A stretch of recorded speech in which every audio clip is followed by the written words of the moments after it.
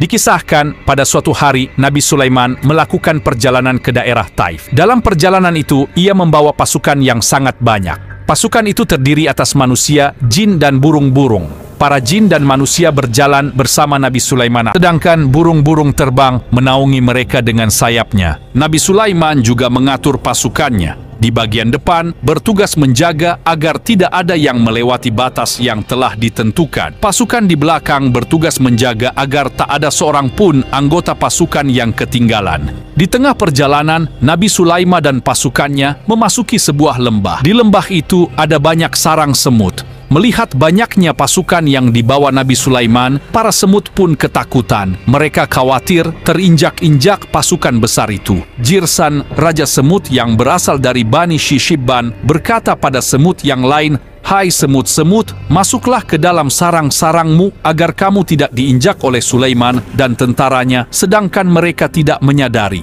Quran Surat An-Naml ayat 18. Mendengar perkataan Raja Semut yang ketakutan, Nabi Sulaiman tertawa. Ia kemudian bersyukur kepada Allah yang telah memberi keistimewaan kepadanya sehingga ia dapat memahami ketakutan para semut.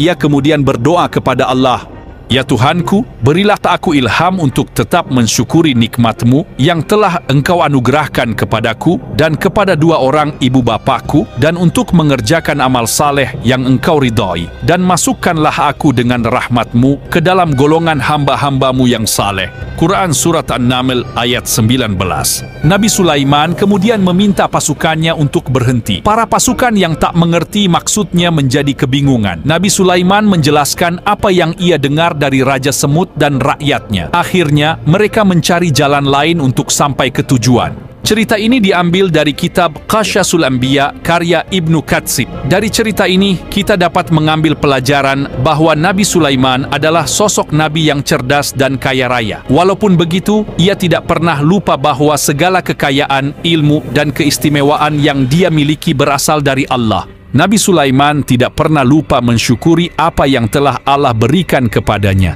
Ia bahkan berdoa agar Allah terus melimpahkan rasa syukur kepadanya. Dengan keistimewaan yang Allah berikan, membuat Nabi Sulaiman dapat memahami rasa takut yang dialami para semut. Karenanya, ia kemudian mengajak pasukannya untuk mencari jalan lain. Para semut pun akhirnya selamat. Karena kebijaksanaannya itu, para semut pun kagum dan hormat kepada Nabi Sulaiman.